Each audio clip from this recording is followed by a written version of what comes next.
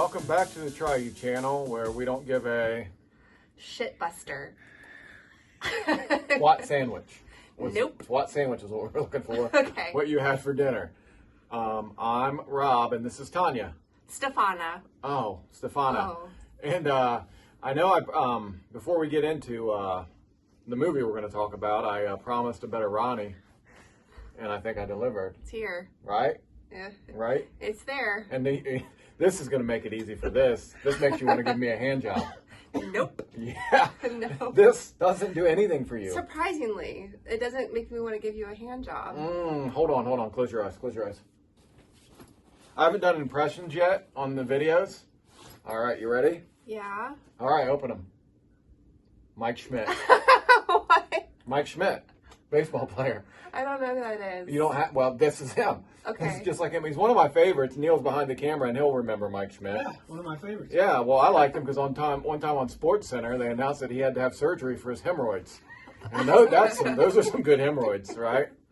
So we've got hand jobs It's in. like good diarrhea and good Good hemorrhoids. good hemorrhoids. And, yeah, and my Ronnie. But should I wear the hat the rest of the video, you think? Or? Mm-hmm. All right, it's staying on. I'm going to go as Mike Schmidt. So let me reintroduce myself. My name's Mike.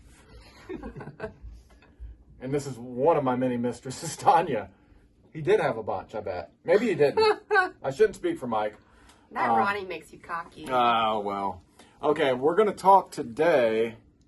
Well, you want to say, she wants us to say hit the like button and subscribe to our channel. Hit the like button at the bottom of the screen. Please, please, please. You didn't think there was going to be this much pageantry. No. This is a lot of pageantry. There's a lot of pageantry in the movie that we're about to discuss. Lots of pomp and circumstance. And that is Coming to America.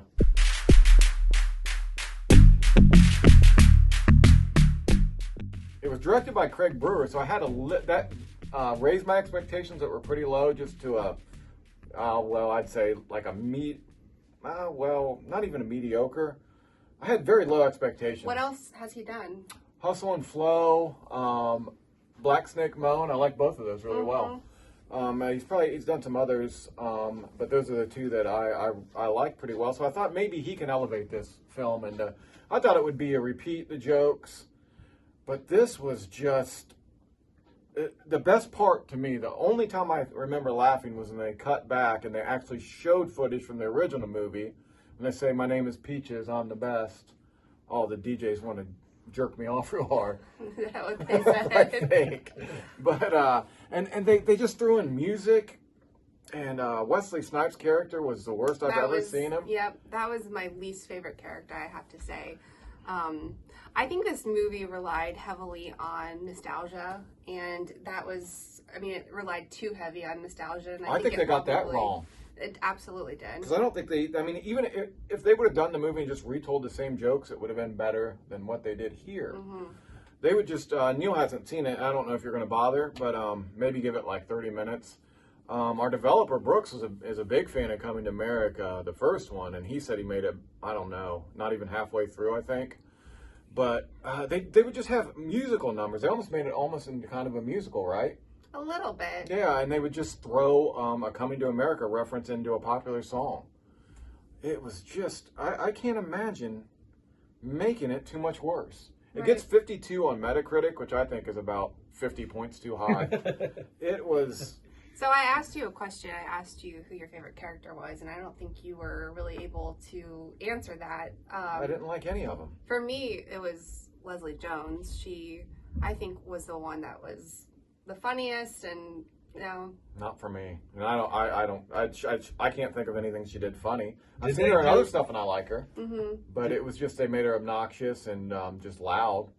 And Tracy Morgan, they managed to not give a funny line. Right. I've never seen Tracy Morgan in something where he didn't make me laugh. And you mentioned to me it was funnier when he was on camera and not even speaking, just to look at him. That was one of the funnier you kind moments. of expect him to say something funny, but they don't give him a funny line. Right. And for anybody that hasn't seen it, and Neil, a running joke was anytime Wesley Snipes came into the scene, he just bent over and did like a pimp walk. It was terrible. It was like almost a dance. He walked in, and I guess that was supposed to be funny. People that like this movie I'm offended by you. I'm offended by the film, and it takes a lot for me to really, really just be totally. And I never want to shit on anybody for doing something creative, but I don't think this was creative at all. Well, This is all cashing in. All of this like vitriol coming from you right now is surprising because you went in with low Very expectations low. instead of. I mean, I think that I can see this anger if you went in like, oh my gosh, I can't wait for this movie. I've been looking forward to it since but I'd heard bad things, so I was just hoping for maybe some rehashed jokes from the original. And this makes the original look like The Godfather. I mean, I'm starting to think of the worst sequels of all time, and this is up there for me. American Psycho. Yeah, I didn't even give that a chance. I looked at that. It wasn't the same director. It just looked Actually, so you should horrible. watch that now and see if it Oh, stacks up as one of the worst sequels. I might if not it go all the way compares to through this. because I just felt like what an abysmal waste of time that the movie was. We could have watched so much better stuff. Yeah. I mean, in a lot of the comedies, the sequels, they never measure up. I'm trying to think of any of them. Clerks 2 was pretty good. Didn't see that. Yeah, that was a pretty good sequel for a comedy. You like the Dumb and Dumbers and Zoolander. The sequel didn't measure up to the first, but at least it has some laughs. This one, I can't think of a redeeming quality for this one at all.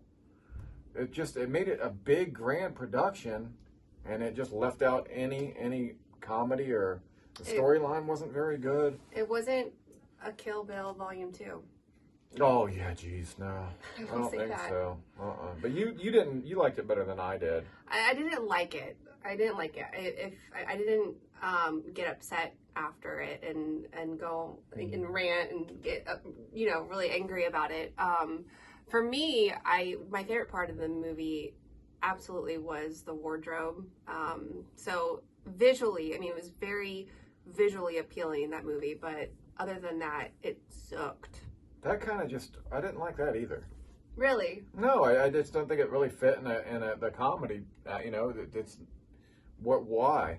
In that type of movie, why? If it's a musical number, or a musical type of movie, why do they throw pageantry into this so much? And and they don't tell any jokes. I think they just missed the mark. As bad as you could miss it.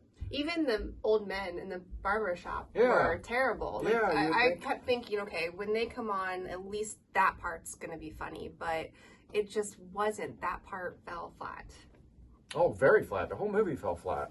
Fun fact time? Well, all right, go ahead. You got a fun fact? I do have a fun fact. So the middle daughter was actually played by Eddie Murphy's real daughter.